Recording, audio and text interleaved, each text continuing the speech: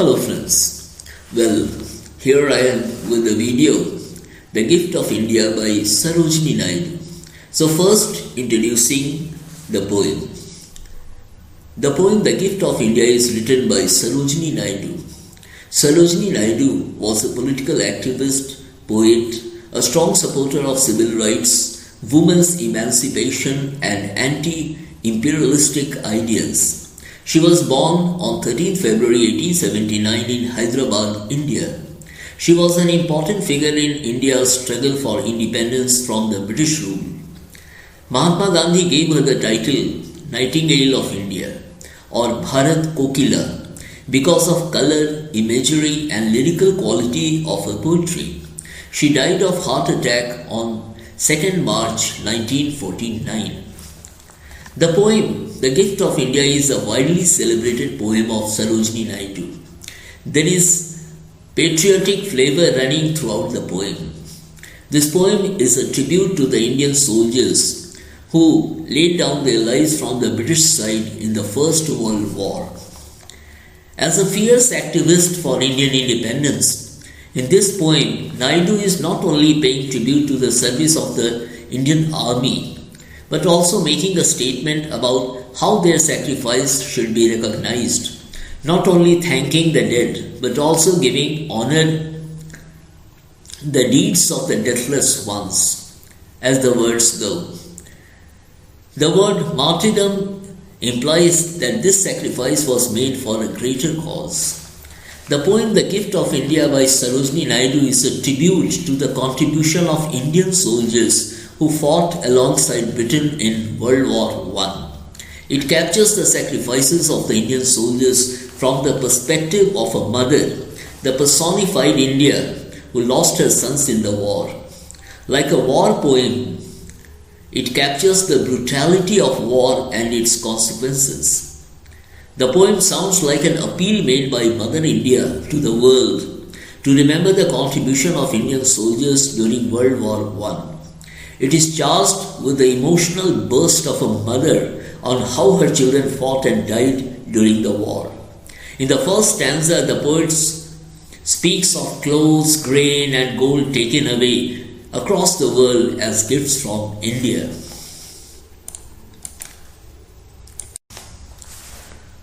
Well, now here we have the first stanza, and the stanza goes, "Is there aught you need that my hands withhold? Rich gifts of raiment or grain or gold? Lo, I have flung to the east and west priceless treasures torn from my breast, and yielded the sons of my stricken womb to the drumbeats of duty, the sables of doom." Now the explanation goes, the first stanza of the poem begins with a rhetorical question. The poet personifies India as a mother who loves and longs for her children sent to war. The tone in the stanza reflects the disappointment and anger of the mother. She asks if anything had not been given by her, such as clothes or grain or gold. She says she has sent the priceless treasures from her breast. Her children who were forcibly taken to the countries of the East and the West. As it was the duty of soldiers to be strictly disciplined and fight the enemy in the battle, she has sent her sons to the faraway lands. The sabres of doom stand for swords, for fighting in war that lead to violence and kill people.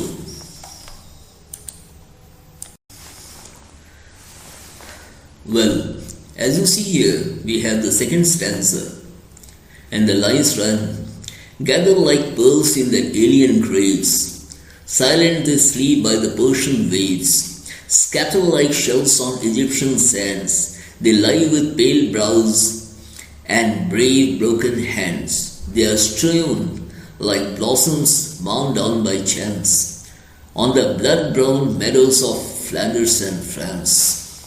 Now, the explanation is, in this stanza, the poet pictures the sacrifice of the Indian soldiers made in foreign lands and the horrors of war in a rich, poetic language. She uses imagery and metaphor to describe the horror of the scene.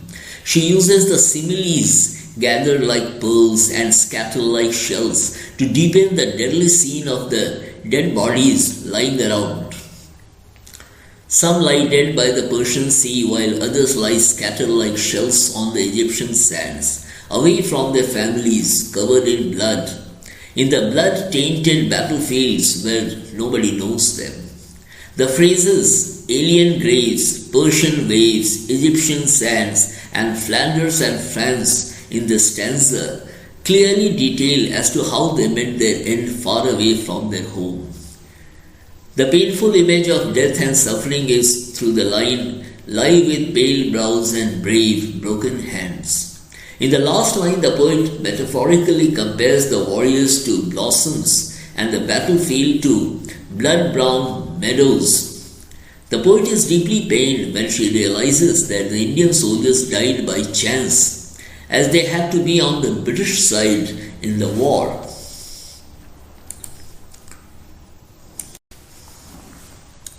And as you see, friends, here we have stanza 3. Can you measure the grief of the tears I weep, or compass the woe of the watch I keep? Or the pride that thrills through my heart's despair, and the hope that comforts the anguish of prayer? And the far, sad, glorious vision I see of the torn red banners of victory? Now the explanation that goes here is, this stanza describes the deepening pain of the poet when she asks the warring countries whether they can feel the grief that she feels or the tears that she weeps for her dead sons. Despite her utter grief and tortured heart, she feels proud of her sons who have fought bravely and brought victory. The poet then speaks of countless Indian mothers whose sons sacrificed their lives in the war. She speaks of hopes and prayers that the mothers of the soldiers had for their sons' safe return home from the war front. The poet wonders at such victory that results from death of soldiers and their bodies scattered all around on the battlefield. She calls such a horrible sight in the war far, sad, glorious vision. She questions the banners of victory which are stained with blood of the dead soldiers. She finds no pleasure at such a victory that claims lives of innocent soldiers in the name of duty and patriotism. And now, here we have the final stanza, and it goes, when the terror and tumult of hate shall cease, and life to be refashioned on angles of peace, and your love shall offer memorial thanks to the comrades who fought in your dauntless ranks. And you honor the deeds of the deathless ones, remember the blood of thy martyred sons. Now the explanation is, finding herself in a state of utter despair and anguish, the poet asks as to when such gruesome act resulting from hate across the world would stop and life would be refashioned or started afresh on a promising note of peace. The poet further says that after the war is over with countless dead and blood all around, memorials will be erected in honor of the dead soldiers who fought very bravely. The poet finally asks the world to honor the brave acts of the soldiers who died fighting in the war. They are physically dead, but they were the deathless ones who turned martyrs and stayed immortal in the mind of their mother India. This poem glorifies the sacrifices of the soldiers for their motherland. Literature has often glorified wars and war heroes.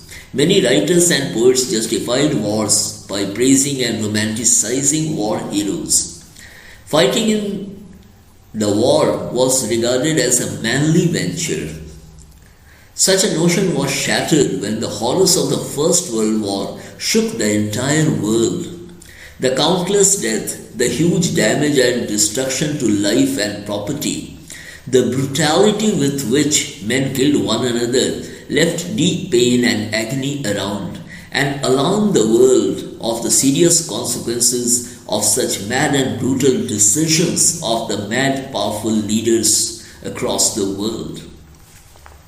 In her poem, the poet calls the Indian soldiers the gift of India to the world, who died fighting from the British side against the enemy forces. So friends, here I come to the end of the explanation of this long poem. And if you have subscribed to my channel, well, thank you. And if you haven't, and if you choose to subscribe, I promise I'll be coming up with quality videos for you from time to time, so that you understand the beauty of literature, you understand the text very well, and you write very well in order to get high marks in your ensuing examination. So best wishes for now. Thank you.